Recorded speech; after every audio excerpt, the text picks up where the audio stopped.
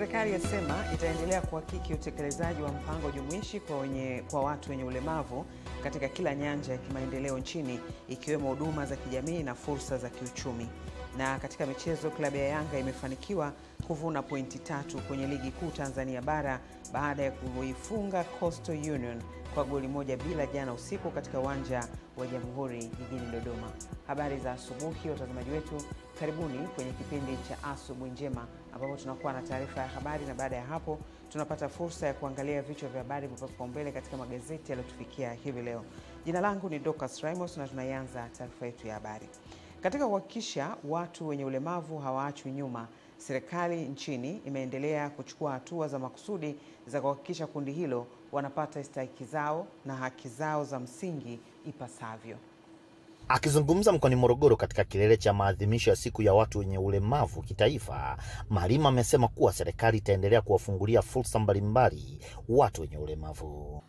Niwajulishe mapenzi yake ya dhati, anawathamini na ataendelea kuhakikisha watu wote wenye ulemavu nchini wanapata fursa muhimu ili waweze kushiriki katika ujenzi wa taifa letu. Kwenye mipango ya pesa mnazopeleka kwa ajili ya watu wenye ulemavu, sio hiari. Sio hiari. Wapeni stahili zao wanazotaka. Mbona nyinyi mnajigawia wenyewe?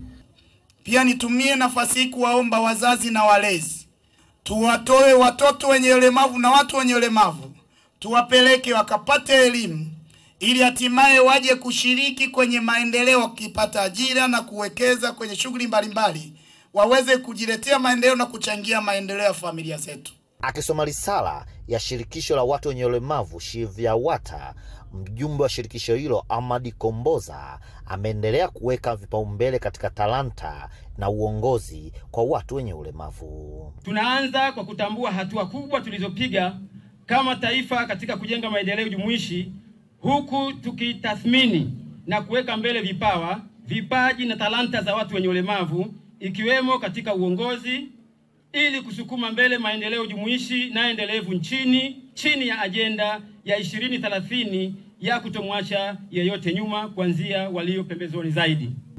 Wilaya ya Morogoro kupitia halmashauri zake mbili, kwa maana ya manispaa ya Morogoro na halmashauri ya wilaya ya Morogoro, imeendelea kutenga fedha kama maelekezo ya serikali yanavyotaka, kutenga fedha kwa ajili ya makundi ya vijana, kina mama na walemavu. Na fedha hizo tayari zimetolewa kwa makundi haya ikiwepo kundi la walemavu. Jimmy Mengele, Channel 10, Morogoro. Askofu mkuu wa kanisa la Kiinjili la Kilutheri Tanzania KKKT Diocese ya Mashariki ya Ziwa Victoria, Oscar Lema, ameishauri jamii kuachana na fikra zilizopitwa na wakati za kuwatumia watoto wa kike kama kitega uchumi ili kutokomeza ndoa za utotoni. Tafiti nyingi zinaonyesha kuwa ndoa za utotoni ni kikwazo cha safari ya mtoto wa kike kuyafikia mafanikio yake, miongoni mwao wakijikuta wanaanza kuyabeba majukumu mazito ya kifamilia licha ya umri wao kuwa mdogo katika maisha mapya ya kuitwa mama.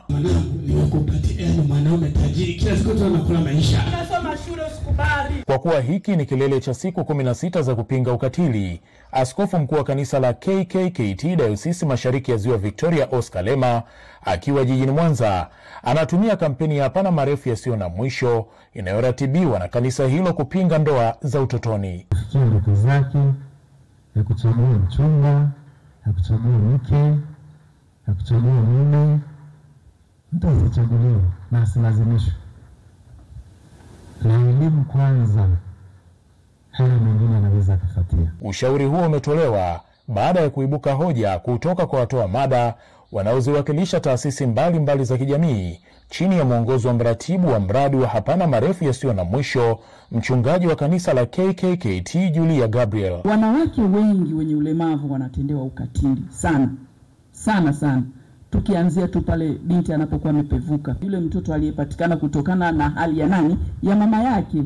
Kwa hiyo yule mtoto pia anaendelea kupokea shida. Mafunzo haya kwa njia ya kambi tumeweza kupata mpaka sasa mabinti 4 wa jamii ya kifugaji kutoka Morogoro ambao wamenusurika kuozeshwa kwa nguvu. kwa sababu wanajua na tuliwaambia mahali pa kutoa taarifa. Je, nini mtazamo wa dawati la jinsia la Jeshi la Polisi pamoja na vyombo vya maamuzi ya kisheria? Kwa hiyo na wewe una hisia zako hizo, tupo watu wa kukusikiliza. Msife na tai shingoni, njoeni tuwasikilize. Lakini pia wapo watu wanaonyanyasika kingono, mathalani mabinti. Kwamba tatizo lipo kwetu sisi wenyewe, hatujawa aggressive katika issue za kisheria. Hatuko tayari kuweza kuona kwamba sheria inachukua mkondo wake kama jinsi ambavyo inavyotakiwa. Kupitia mradi wa Hapana Marefu Yasiyo na Mwisho unaoendeshwa katika mikoa minne ya Tanzania bara ikiwemo Mwanza, Tabora, Dodoma, Morogoro na mikoa yote ya Zanzibar, tayari jamii imeshafikiwa na elimu ya kupinga ndoa za utotoni. Henry Kavirondo, Channel 10, Mwanza. Katika kipindi cha miaka miwili, Hospitali ya Taifa ya Muhimbili tawi la Mloganzila imefanya upasuaji kwa wagonjwa 350 ikiwemo wenye matatizo ya maumivu ya mgongo, magoti na nyonga. Takwimu hizo zinazoakisi maendeleo makubwa kwenye sekta ya afya nchini zimetolewa na mkurugenzi msaidizi wa huduma za upasuaji Mloganzila, Dr. Godlove Mfuko, wakati wa kuhitimisha kambi ya siku 5 ya upasuaji wa kibingwa wa magoti na nyonga uliofanyika kwa kushirikiana na daktari bingwa wa upasuaji wa mifupa na ajali kutoka hospitali ya Queen Elizabeth Kings ya nchini Uingereza. Amesema ujio wa kliniki hiyo katika kipindi hiki umesaidia kuwajengea uwezo zaidi madaktari wazawa kupitia mabadilishano ya utaalamu, hususani wakati huu wa mageuzi makubwa kwenye teknolojia na mfumo wa matibabu. Tumekuwa ni hospitali ya kwanza kufanya operesheni za marejeo, zile ambazo profesa naye amezielezea kwamba 1% mpaka 4% ya watu ambao wamefanywa operesheni za kubadilisha nyonga na magoti wanaweza kuhitaji operesheni ya marejeo. Ile iliyowekwa nyonga bandia au goti bandia lililowekwa linaweza kuchomoka, kulegea immediately leo likachukua mpaka miaka 10 kubadilishwa. Kwa sisi tumeweza kuwa hospitali ya kwanza kufanya namba kubwa ya operesheni za marejeo. Katika hatua nyingine, Dr. Godlove amesema hospitali hiyo kwa siku huwahudumia hadi wagonjwa wa upasuaji 150, jambo ambalo limesaidia kubaini kuwa wengi kati ya wagonjwa hao hawahitaji upasuaji bali dawa za kumaliza maumivu makali ya mgongo. Kwa hiyo safari hii amekuja kwa ajili ya kuona tunaendeleaje, lakini pia kutushauri zaidi na kuwajengea zaidi uwezo wa wataalamu wetu. Kwa upande wake, daktari bingwa wa upasuaji wa nyonga na magoti, Dr. Shilekirwa Makira, amesema kwamba wataalamu wa hospitali ya Mloganzila kwa sasa wameimarika kimafunzo kwa kuongeza utaalamu kutoka kwa madaktari bingwa kutoka mataifa ya nje na hivyo kufanya utoaji wa huduma wa upasuaji kuwa ya uhakika. Sisi sifa yetu ni kwamba mgonjwa unapofika una changamoto na inakuhitaji operation, hatukucheleweshi. Endapo umeshajiandaa, kuna gharama kidogo za kuchangia, umejiandaa, basi sisi tunakuingiza kwenye utaratibu wa operation. Like that became the right place for me to come. And indeed we started. We looked at joint replacements. They were already doing them very well. But we made some small changes. We looked for better equipments. And the next step is revision surgery. Ezekiel Mambopo, Dar es Salaam. Serikali za wilaya ya Bariadi, Meatu na Maswa mkoani Simiyu zimewataka madiwani wa halmashauri hizo kuwa mabalozi wazuri wa kuhubiri amani katika mikutano yao na wananchi, na kwamba wasisitize kutoa taarifa za watu wanaofika kwenye maeneo yao ambao hawaeleweki, huku wakitakiwa kufanya kazi kwa ushirikiano na watumishi wa serikali ili kuwezesha utoaji huduma bora kwa wananchi. Wakizungumza kwa nyakati tofauti katika mabaraza ya madiwani kwenye halmashauri za wilaya ya Bariadi vijijini, Meatu na Maswa, mkuu wa wilaya ya Bariadi Simon Simalenga, mkuu wa wilaya ya Meatu Fauzia Hamidu na katibu tawala wa Maswa Asmani Karage wanawaomba madiwani hao kutumia mikutano yao na wananchi kuhubiri amani sambamba na kufanya kazi kwa ushirikiano na watumishi wa serikali.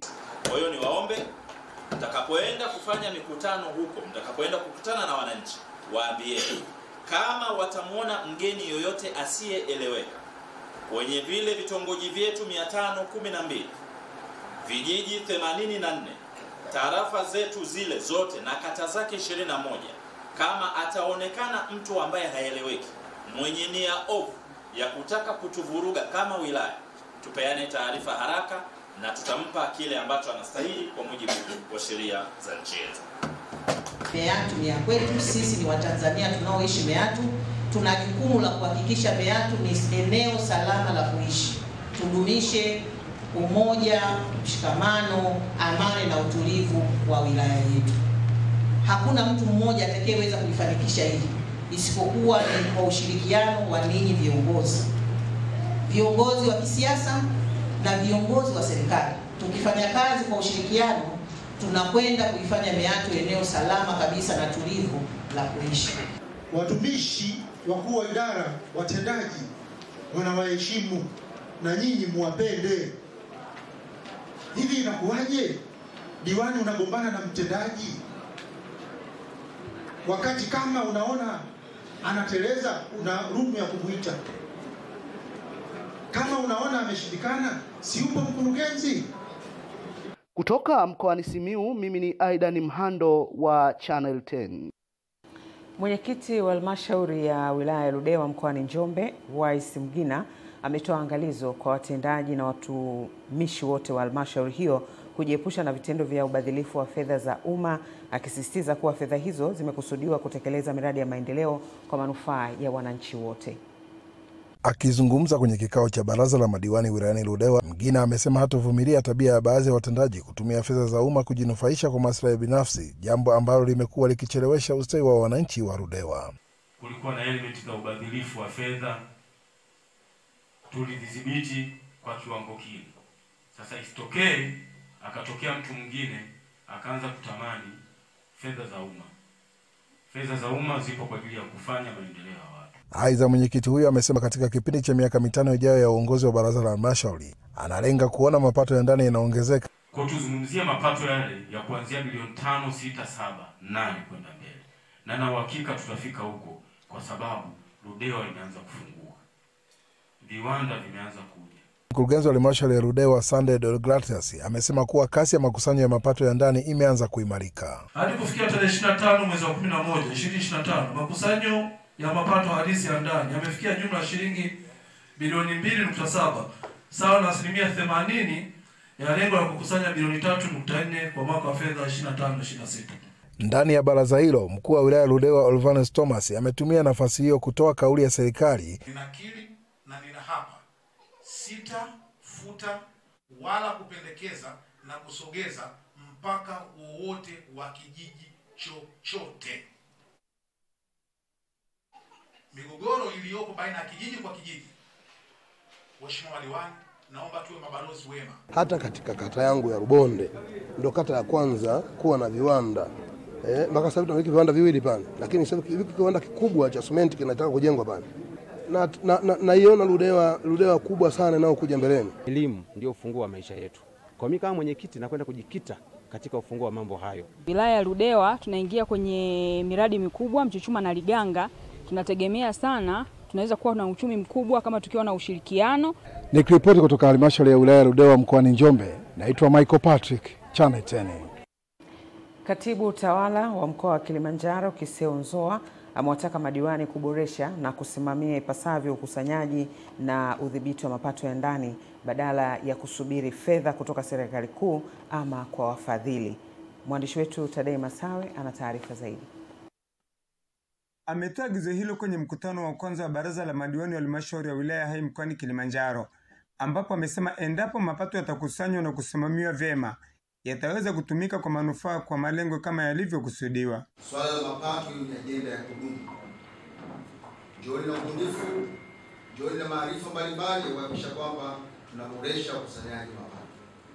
Hata tukirejea hivi karibuni hotuba ya Mheshimiwa Rais wakati anawapisha Mheshimiwa mawaziri, aliweka msisitizo kwamba katika miradi inayokuja sasa kiasi kingi cha fedha kitatokana na mapato yetu ya ndani.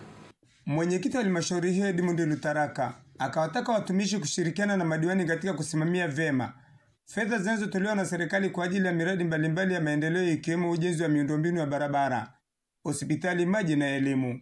Miradi ya maendeleo nyingi mashahidi wote. Fedha ambazo tumezipata kwa kipindi cha nyuma, ukienda TARURA, tumeshafika zaidi ya bilioni 6.5, nadhani imeshaongezeka zaidi, lakini fedha imefuatiliwa.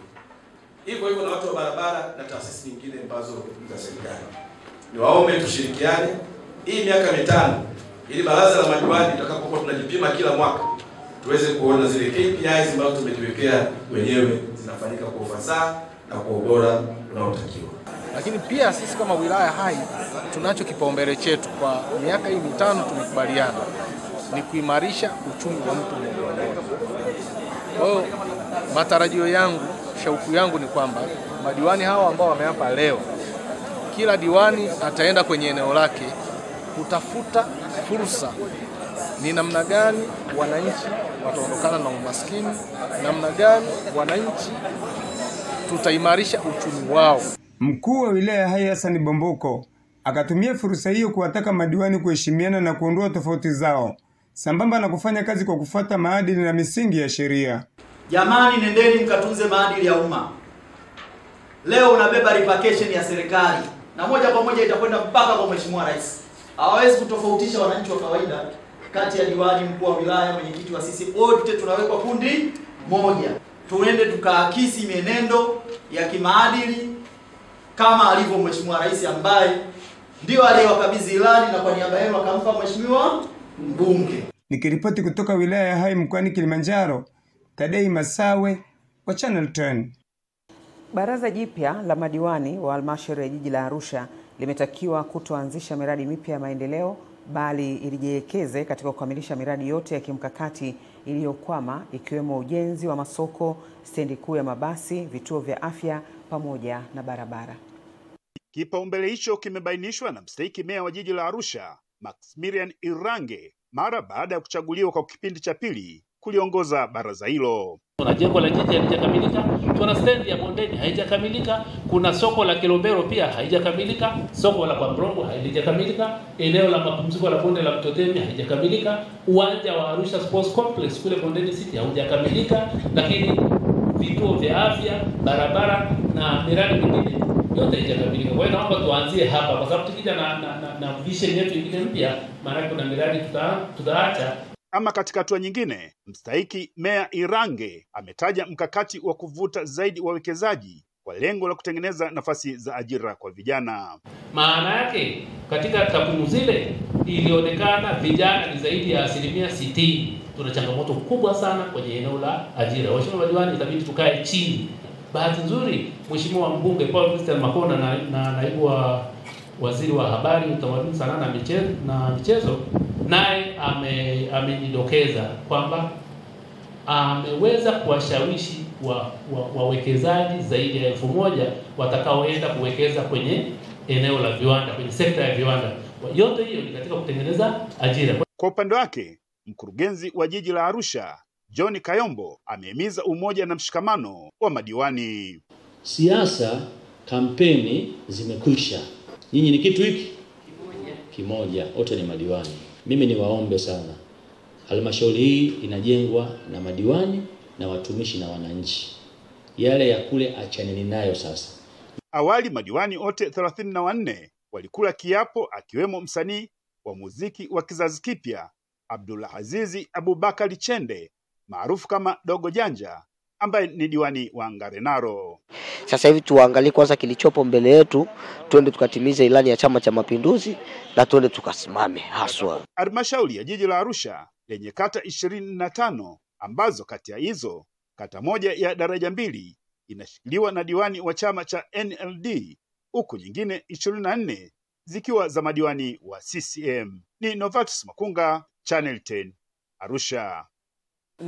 Na katika michezo tunaelezwa kwamba ligi kuu ya soka Tanzania bara imeendelea jana kwa mechi kubwa 2 zilizofanyika katika mikoa ya Dar es Salaam na Dodoma. Katika uwanja wa Benjamin Mkapa jijini Dar es Salaam, wenyeji Simba walikubali kipigo cha magoli 2-0 kutoka kwa Azam FC. Mabao ya Azam FC kwenye mechi hiyo yalifungwa na Jefte Kitambala Bola dakika ya 81, huku Idi Selemani Nado akihakikisha ushindi kwa bao la pili kunako dakika ya 89. Mechi nyingine imefanyika kwenye uwanja wa Jamhuri jijini Dodoma, ambako huko Coastal Union walicheza dhidi ya Yanga. Kwenye mchezo huo, na ikiwa ni baada ya mpambano mkali kwa takriban dakika 80 bila kufungana, Yanga walifanikiwa kupata pointi 3 muhimu baada ya Prince Dube kufunga goli la dakika 88.